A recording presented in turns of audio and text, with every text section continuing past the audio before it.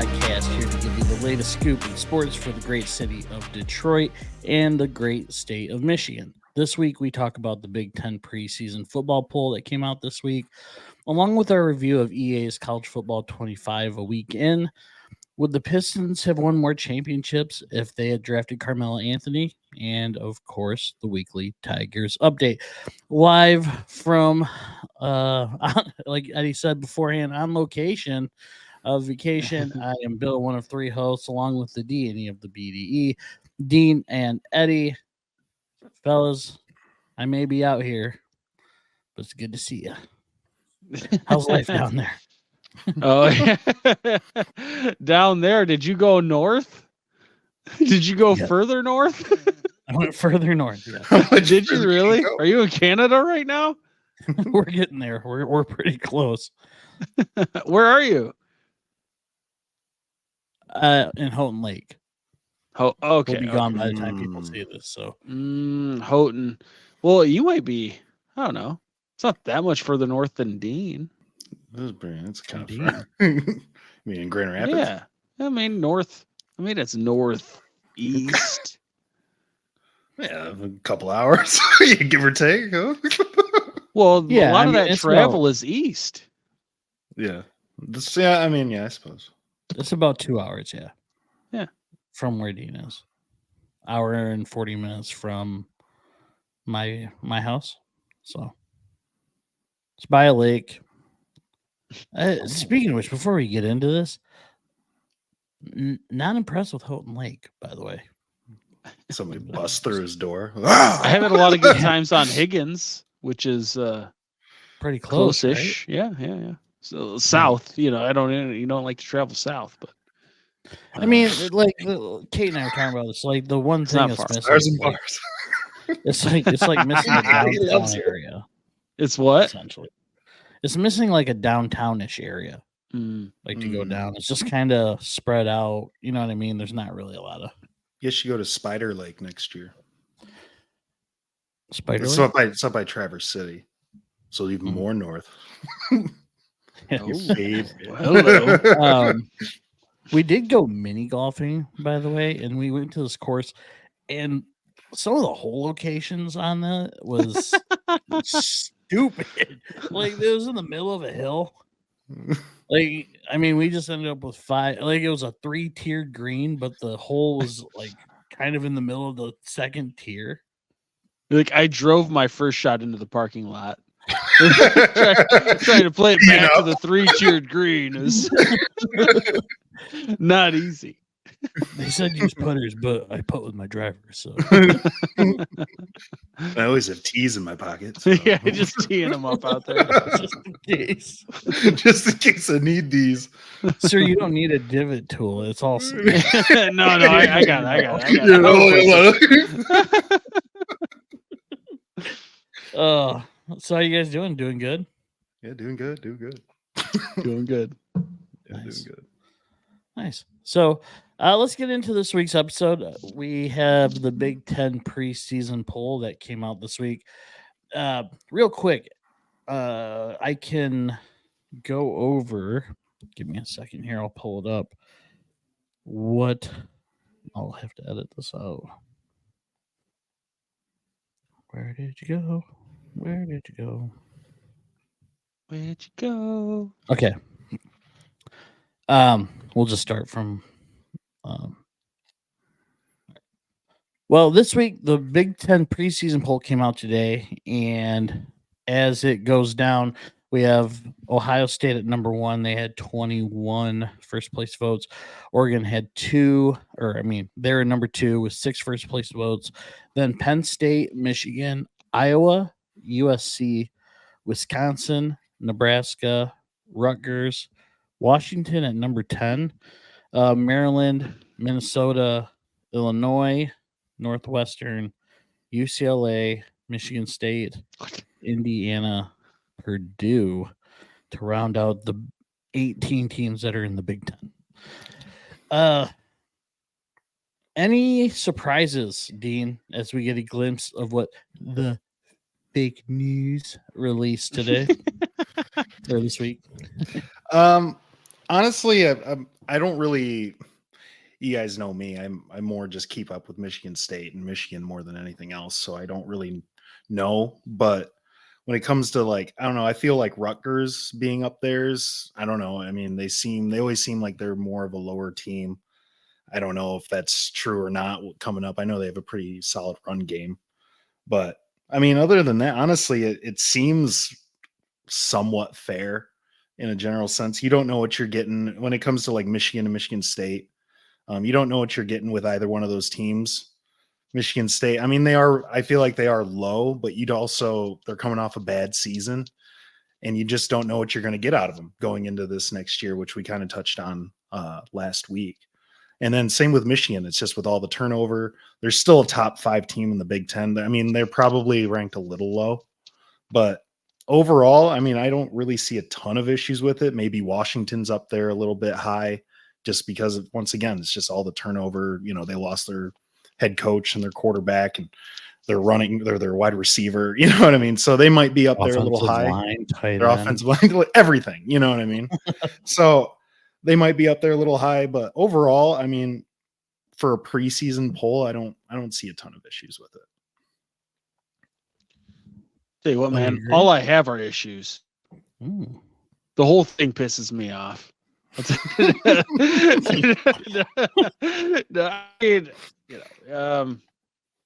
Not really. The top 2 you could flip either way. Ohio State and Oregon. I don't think anybody would argue either way. PSU at 3 is fine. I guess they're returning some pieces. I think you could flip U of M in there. Nobody would complain about that either. Given Michigan had the big turnover starters, but they're good to go. I bet if Michigan had a more established quarterback, they'd probably be 3 instead, as opposed to Penn State, who had the quarterback who's been around. I think that's really probably the difference. I never understand why Iowa gets so much love. I know they win, but they hardly win. And what's been a weak division that they've played in. Their schedule actually this year isn't even super tough either. I mean, outside of Ohio State and Wisconsin, those are the hardest games on their schedule, other than maybe Iowa State is like the next one. And if MSU is anything, then that would be the next toughest game. So like Iowa's kind of got set up again for being able to play Iowa ball, get 10 wins, ugly 9-10 wins and just make it happen. I mean, good for them, man. I mean, but that's going to end because their schedules are going to have to keep rotating, right? At some point, like now they can't just play that other division. Right. This year they obviously they had OSU and Wisconsin, but they've been playing Wisconsin. What Luke Fickle's got another year. Who are you talking about, Dean? Oh, Rutgers. I didn't have anything about them, but I mean, Greg Schiano with another year. I mean, they're gonna. It seems like they get better because he's there. He knows what he's doing. I mean, their heyday is him, right? From I know recent history says that they're not terrible. I'm with you, but yeah, MSU at 16 is pretty sad to see. I mean, I don't think they're the 3rd worst team in the Big Ten. I think you could right now, even without having played, put them ahead of Northwestern and Illinois, who's right ahead of them. Probably UCLA also. But I also kind of love that they're number 16 because, one, that ranking doesn't really matter much in the grand scheme of things right now. And 2, it's great locker room fodder for the coaches to use. I saw Brantley, one of the defensive backs, he tweeted about it. He had a bunch of laughing emojis, said number 16. He goes, I hope everybody stands on that, that kind of thing. So I think that's great motivation with a locker room with really quite a few talented people in it. So I kind of like that they're down there. I feel like Michigan State usually overperforms when they're really counted out like that. So, or they'll prove that they're number 16 and it'll be a really depressing season. But I'm curious to see what the product on the field looks like.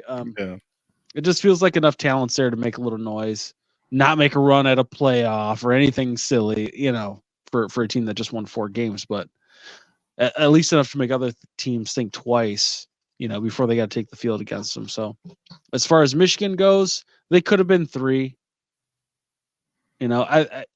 If I'm Michigan, if I'm Sharon Moore, I would preach that that's a slap in the face.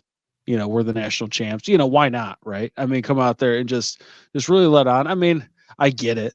Oregon's got loaded. Ohio State's loaded. Michigan and Penn State are also both loaded. But I think that was the difference, was the quarterback and the large turnover at Michigan as far as starters goes. So that could be flipped. Michigan State, I love the disrespect. It's sad to see them be put there to start the season. But those are my general takes on it, I guess. Yeah. I honestly don't disagree with, or I guess I agree with a lot of the poll. I think outside of like Oregon, they should have had, I felt like they could have gotten more than 6 first place votes. Sure. Penn State, I honestly don't mind them being 3. They got 15 returning starters. 8 is on offense. Eddie, you brought up Drew Aller. He's back. Yep. And, Orgy is not, as experienced, is the best word for it, than Drew Aller. You add in James Franklin in there. And, I mean, isn't Big game James 1-0? Sharon Moore's 1-0 against James Franklin. So I mean, James Franklin seems to fold. Yeah. Or his teams do. I don't know what he's like, but I agree with Iowa. I mean, over Wisconsin's fine, just because Iowa's returning a ton of starters. But I just don't understand it at the same time too. I mean, you're right. Eventually, they're going to have to play, more than dude, 3 State good teams. Almost beat them last year. Mm-hmm. Ugly game. Yeah. You know what I'm saying? Like, it's always like that. Anyway, sorry. No, you're fine. The only thing I really had was I thought Michigan State was a little low. I felt like they could have been like 13-12, right around there. I felt Washington was a little high with, no one returning really. Their coach gone and, everything else. I guess we'll see. And coming to the Big Ten. I mean, coming to the Big Ten in its own is a whole different animal than the Pac-12. So, the one sleeper team that I think, and they may not be a sleeper team, but to me it was Nebraska. They're returning pretty much their whole offense. I think it's 10 starters. Dominic Raiola, he's going to be coming in. Is he snapping? Is it Dylan? Yeah. It's Dylan Raiola. Dom's out there just yeah. I was like, that doesn't sound right. Dylan Raiola. We'll see how long it takes before he starts. So I think they'll be a little bit better. But I honestly didn't see too much wrong outside of really Michigan State probably should have been a little higher and Washington should have been lower. And Iowa getting. There's some stat. I'd be curious. I thought I'd seen it a while ago, right? I mean, so this is just in the corners of my brain that are probably not even accurate. But I thought there was like some stat about Matt Rule's second season or third season or whatever, where his teams take a big jump or something. So that could also be, not to mention getting the number 1 quarterback in the recruiting cycle. Didn't happen at Carolina though. Wow, they don't recruit. That's true. They just get to pick the players. Don't let him pick. he's got to force his way. Yeah. So, moving on to that, while we're talking, I guess while we're on the subject of college football, 1 week in, EA's College Football 25 is out. And yeah, for me, been fun. It's been a lot of fun. We talked about this last week on Wake Up that will be out, today or tomorrow, which would be Wednesday or Thursday.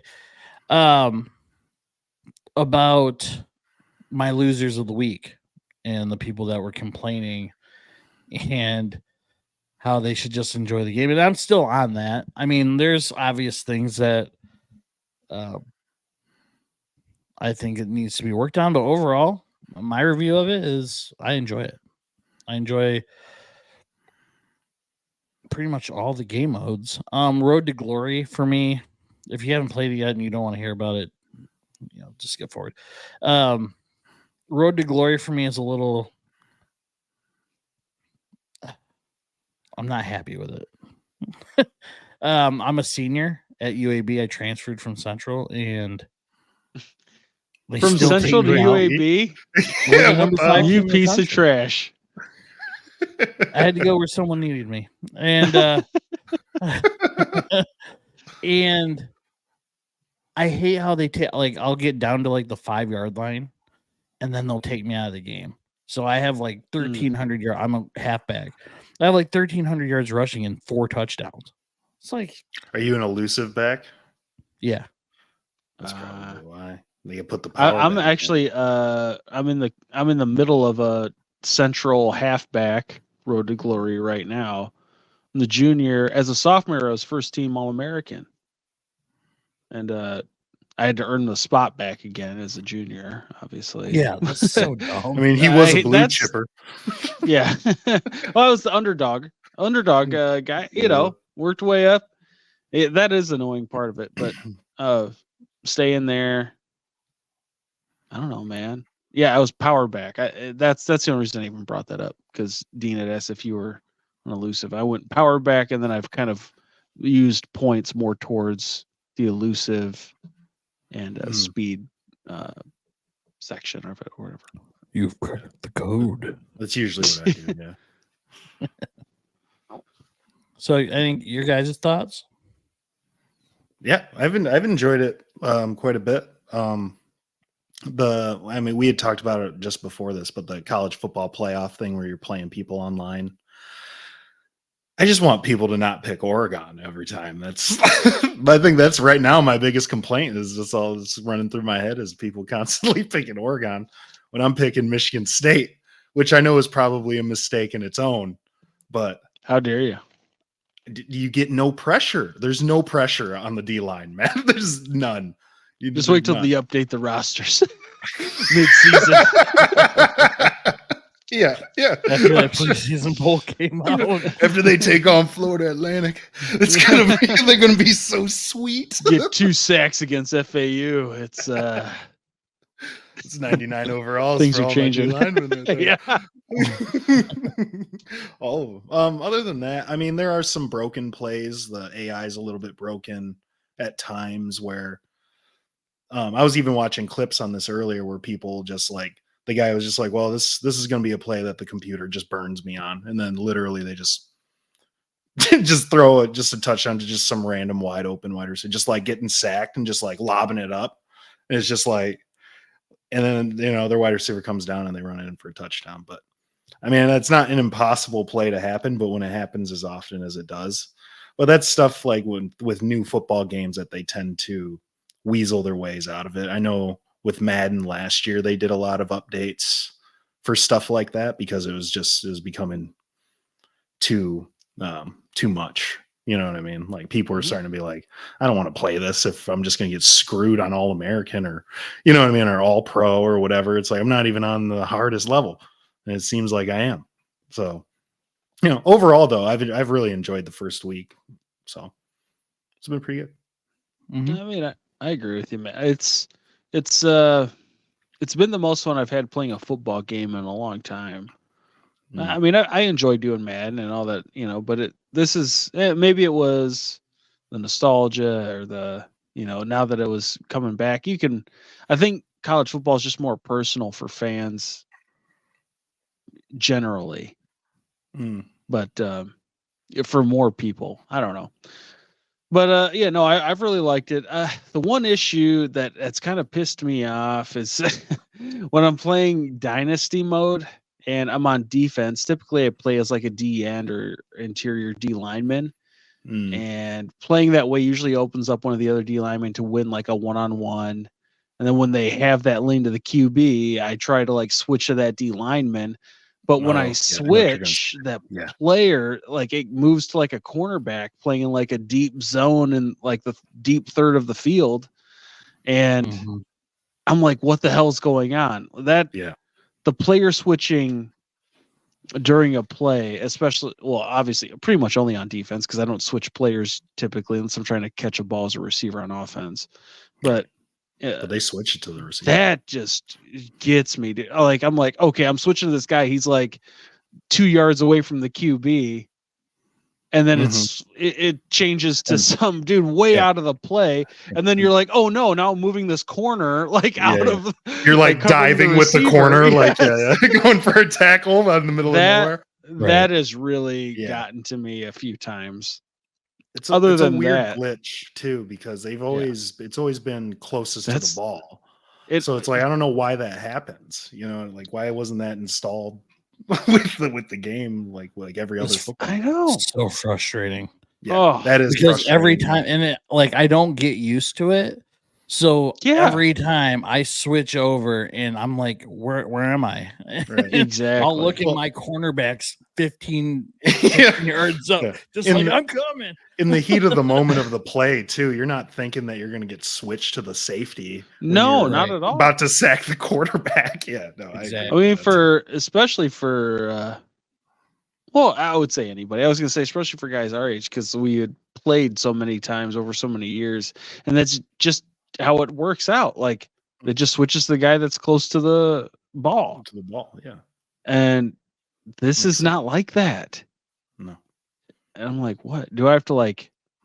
Well, I'm looking at my hands like I'm holding a control. Like I'm already holding the left stick down, so it's not like I would want to like hit it down and then change player. Right. Because that would be like the directional switch. Yeah. But it's just got to be something wrong with the game. Well, hopefully enough people have complained about it already that'll be one of the first updates. I would think. Did it? Have you guys tried it? I've only played Road to Glory, so they came out with a patch yesterday. Oh, did they? Yesterday or what's today? Wednesday. Last night. Monday? Yeah, I had to download like 7 gigs or something. Yeah, which is still a small game, considering. Yeah. For sure. Good. That's nice. So I was in the middle of doing something. I was like, oh, you need an update. I was like, oh, I guess I'm done tonight. Or whatever. I'm like, yeah, it's all right. It's late. So one thing that just came to my mind while you were talking about that was the fact that I'll never play Ultimate Team. Yeah. And I saw something where I don't know if it was a tweet or a Facebook post on one of the Facebook groups, but like someone said that a dude was like, hey, I dropped $14,000 on Ultimate Team because they're like loaded and they got all the best cards and everything. So now it's like, it's kind of like a glitch. Like, how do you compete with that? Well, I had a buddy that got screwed over doing that. He was planning on it was for FIFA though, maybe 8 years ago or something like that. But he had bought a bunch of packs and stuff like that for FIFA.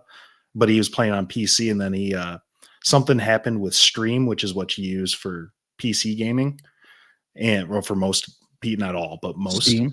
Yeah, Steam. And it erased all his stuff, and completely all his packs. He spent $1,000 on packs and stuff for his FIFA team, and got none of it back. Something glitched out, and they banned his account. And then when he talked to him, they gave him the game back, but none of his stuff was there. And I was like, oh, that's rough. He's like, dude, that was my plan to to stream and all the stuff that I was about to do. I was like, man, that's messed up. And then they didn't refund him any of the stuff. I was like, woof. So I worry about that. So, but I mean, given we're on console, so that's probably not going to happen. But with everything being digital, it's like you never know. You never know. Yeah, I wouldn't play it anyway. It's just it's too much I have to like rotate guys and renew their kind. It's like, just let me struggle. I've never even recruiting and entered Dynasty. in to Ultimate Team Team? game mode. I've I'm like, tried. that just does tried to not play it. seem like something I'm going to be into. Yeah, Right.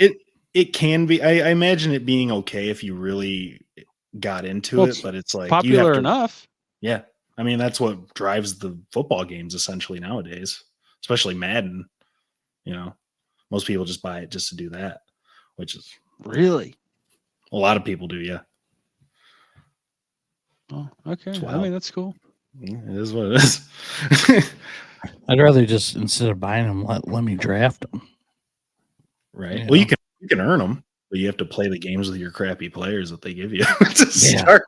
And then when they run out of contracts, you got to renew their crappy contracts, and then you don't have enough cards or whatever to. It's a whole thing. I've tried to get into it. It's a lot. I would just like Madden to make their career mode better. Yeah, me too. That's always been my favorite. Yeah. So, moving on to drafting. Earlier this week, Chauncey Billups was asked what he thought would happen if they had drafted Carmelo Anthony instead of Darko Milicic at number 2. And a question no Pistons fan has ever asked themselves. Yeah, no one. This is a first. What about Never Dwayne never Wade? thought. Never came to my mind. There's a lot of guys in that draft they could have taken that. He said that they would have won 3 championships with Melo. Do you agree? It's hard to disagree with that because Carmelo was such a talent. I mean, he's one of the best NBA players in the league for like 10 years, 15, 12 years. I mean, don't get me wrong, it would have been sweet to see, but he also had the nickname of being the black hole, which is because you win and lost by Carmelo, at least in Denver. Now in Detroit, it probably would have been different because he had more leadership type of guys there than I think that he had in Denver when he got there. I think when he got there, he was immediately the guy. I mean, I don't remember the team, but in Detroit, it probably would have been a little different. But then, I mean, we've had this conversation. This is, then you start to think like, well, then, Tayshaun would have never have gotten that block probably that sent them to the, what was it, conference finals, or was it the finals against the Pacers? Conference finals, yeah. Conference finals. You don't get those memorable moments, I don't think. Plus, you don't get Rasheed more than likely because that was a mid-season trade that was in Melo's rookie year, right? So it's like we wouldn't have traded for him if you have Carmelo, probably. So it's hard to say. I mean, maybe they do, but I mean, you probably feel pretty comfortable with a young Carmelo, Chauncey and Rip, and then Ben Wallace. And then I don't know who you'd play at the 4, probably Corliss or fucking Eldon Campbell or my boy double D's, Dale Davis. Yeah, yes, your guy. My all-star write-in every year for 6 years straight. Never made the all-star game. I guess that was the only. That's crazy. It's crazy he never made it. He might have made it. Was he a Pacer? I think maybe before that. I'm not sure, but I'm not sure. To go on that though, I think they probably would have won more rings with D Wade than they would have with Carmelo, and put Rip at the 3. But it's a matter of opinion. I mean, they're both incredible players, but only one of them has rings. What do you think of that? Yeah, I mean, it's easy to picture it happening. Obviously, it's also hard to picture the team without Rasheed if that didn't come to fruition. I mean, maybe they still make a move for him at the deadline, that year. But, the scoring Melo would have provided is exactly what the team was missing when the era of basketball was starting to shift again after, they held 11 teams under 70 points that season, including 5 in a row. Any team now that gets held under 70 points, seriously the Detroit embarrassed. Pistons. Yeah, that coach might lose their job following the game. But, Melo's scoring would have been key for future seasons. Who knows if his diva-esque attitude ever actually surfaces on a team with solid vets like the Pistons had. He almost assuredly would have played better defense over his career, I think, if he had got drafted into that situation. That specific team, though, holds a special place in our hearts and in Detroit sports history. So I wouldn't go back and change it if I could. The what ifs will always be there. I don't know if they would have won 3. Chauncey believes it, so I tend to trust Chauncey, but I'd hate to risk it. I'd hate to go back and be like, okay, well, we start over, but we have Melo now instead of Darko, and we'll see what happens. I think the biggest issue is that Tayshaun was such a perfect fit with that team that it's hard to imagine him not playing as much. He was the best. I don't know if he was the best defensive player, but he was always locked up on their best guy every game. So, I don't know. Like you said, Carmelo would probably play much better defense if he was drafted into that situation. But Tayshaun came in with that. You know what I mean? He had that mindset and he had to grind just like pretty much everybody else on the team. So I don't know. You're right though. I wouldn't change anything though. If I could go back, maybe draft D-Wade instead of Darko. Yeah, maybe, or even Chris Bosh. He was there. he was there. I don't know, man. Melo in that lineup, you could still go for Sheed. TP comes off the bench. In a scenario where all of that works out. And I think that's pretty. Tayshaun was too much of a drama queen for that. Yeah. TP wouldn't have quietest guy on the team. Yeah, quietest guy on the team. You'd be like, oh, yeah. We wouldn't have needed that block because we would have been up by 15. I agree. I don't risk it. I don't risk it. I'll take the 1 and almost the 2, and then the memories with the 4 out on the floor and for the All-Star game and the 6 straight conference finals. So it was a good run. Yeah, it was a good run. Now we get 14 wins. Hey man, sacrifices had to be made. I think we're looking at a 30-win team this year, man. I do. You said that. Think of it like this. Those well, yeah, but I thought they were going to improve. That championship Pistons team won more games in the postseason than Pistons did last season. Makes sense. They won more postseason games than the last 8 Pistons or 10 postseason teams. Yeah, they got swept in those. Yeah. Or the last 10 seasons at minimum. At minimum, the last 10 seasons, they've won more postseason games. Anyway. Well, they were a playoff team. And now let's get to our next playoff team, the weekly Tigers update.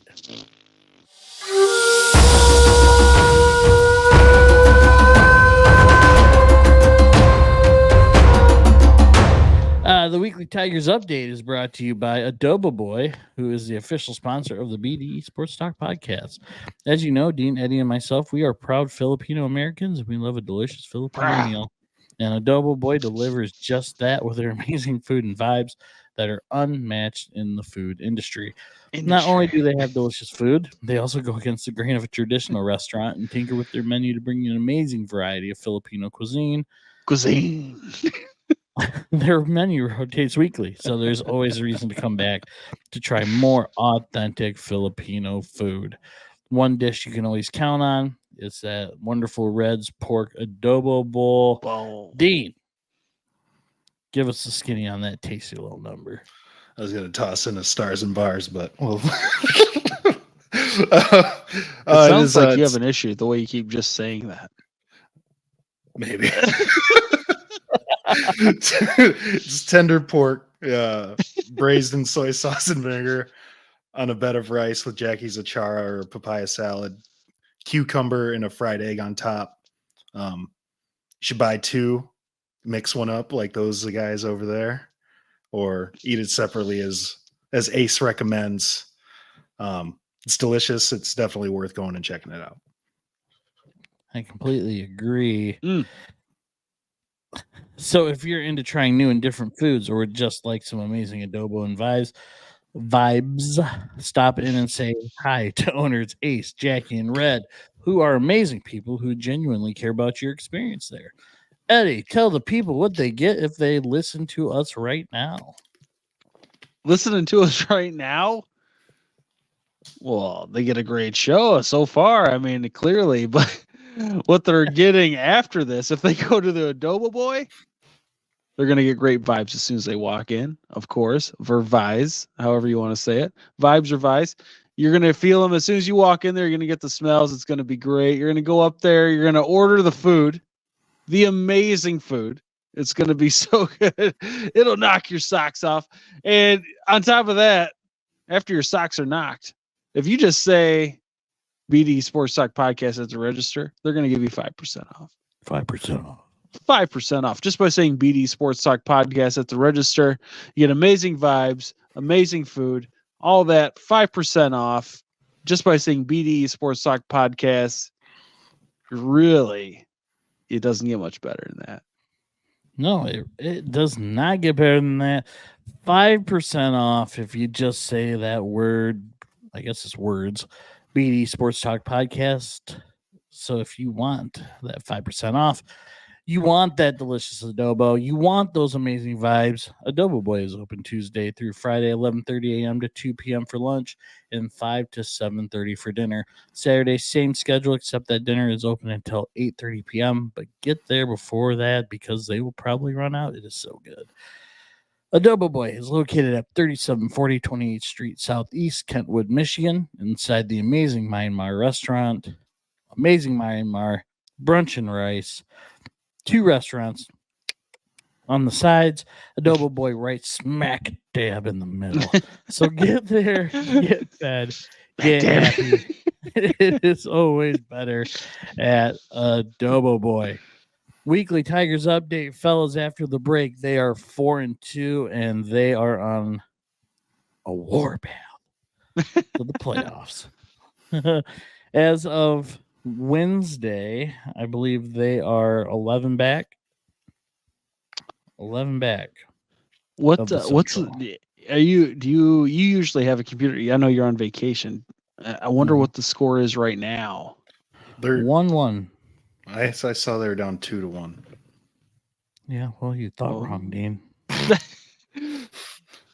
Dean is wrong again. I got 2-1 with 2 outs in the 9th, top of the 9th. Oh yeah, game over. 2-1. Close. Let's just sit and wait for it to finish. So, fellas, anything new? Any observations you've gotten over the last week? Or is it just they're 4-2 and I don't want to make any hasty opinions, but I still don't. They're going, baby. They're going all the way. Scooble's gonna shut everybody out. Complete games the rest of the year. No all over the place. No perfect games. No, I have to see it happen more consistently. I still don't think they're a team built to make any type of run even after the wild card. I know, they've been on this little streak, but they also were on little streaks earlier in the year.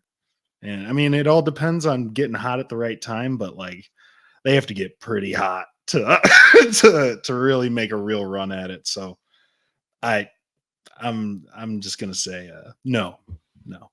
Hot little streaks. Yeah, hot little streaks. Hot little streaks. Like when they get hot, he sees the little streaks down his undies. Oh, they're not little. Oh no. And they're colored. I mean, you got to give it to them. I mean, the Tigers, they've been playing really well. I still don't think they can make the playoffs. But to do that, again, I've said they've got to win 88 games, so 88-74, which means from here on out, if they win, well, before the end of this game, they'd have to be 38-22. They're going to lose, it sounds like. They got to go 38-21. And that's still not a guarantee. What's that? It's not over yet. It ain't over yet. Colt Keith just walked. Oh, CK1, baby. He's firing all cylinders. I mean, I'm getting to the point outside of that to where I'm scared that nothing is going to happen at all as far as moves being made. I think the one thing you shouldn't do is stand pat.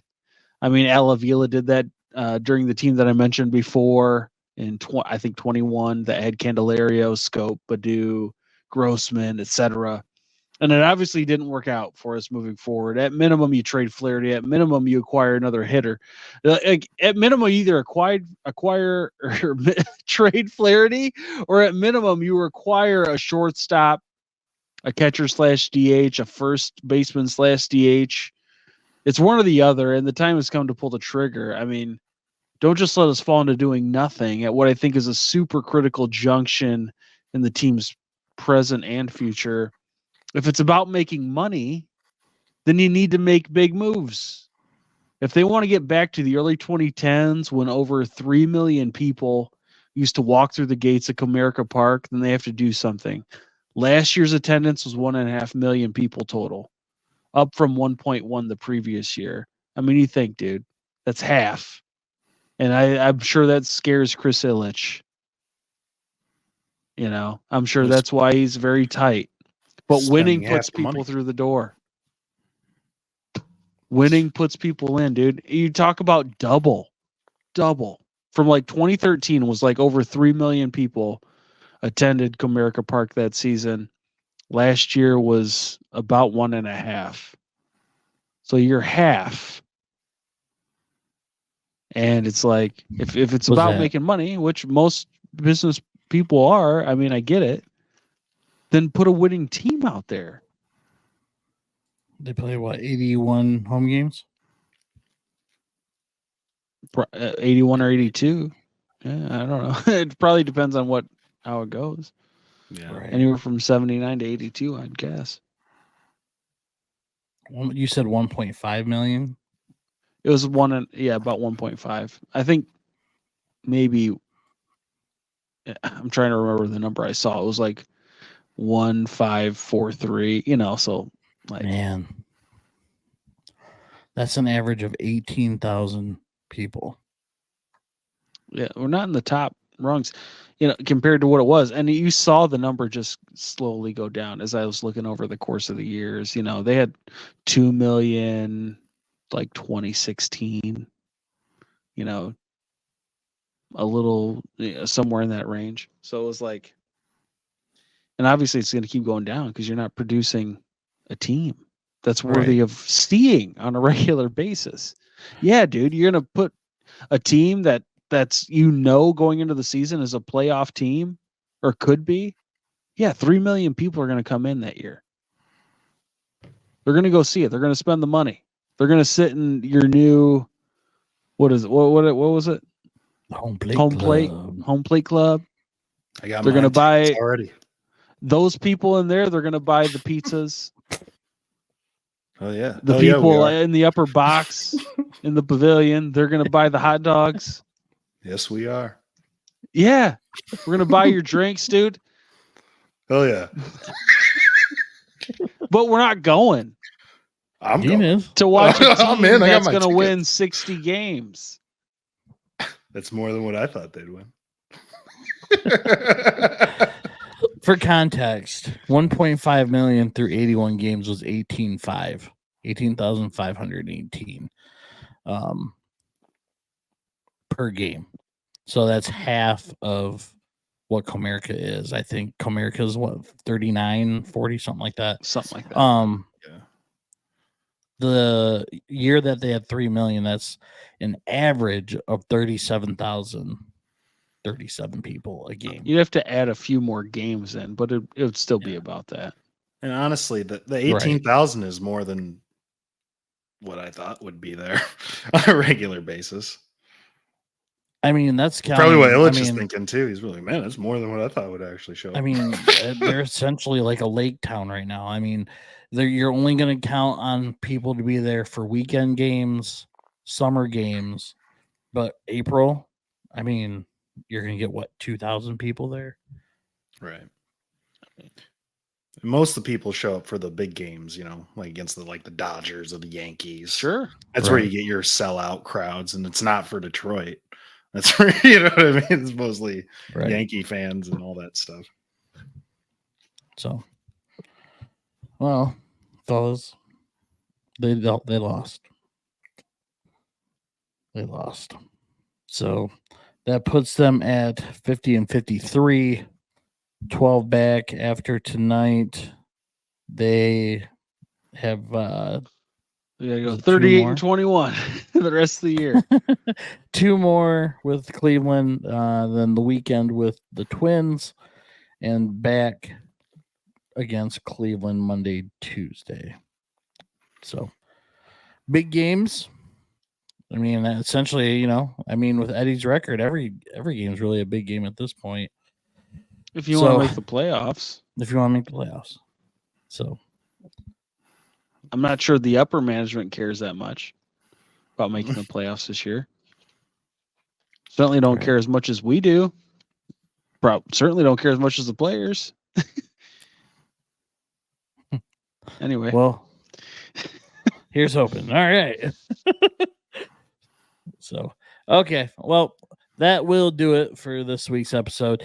Thank you to everybody for listening and or watching. If you are on YouTube, please hit the like button. You can subscribe by hitting our logo down below. And, well, I think that's below Dean. Yep, below Dean and next to Eddie. Watch last week's episode below me and on Eddie's other side. And if you're on Spotify, be sure to like and subscribe for the channel. This is Bill for Eddie and Dean saying have a great week, and we'll see you next time on the BD Sports Talk podcast. Sports Talk.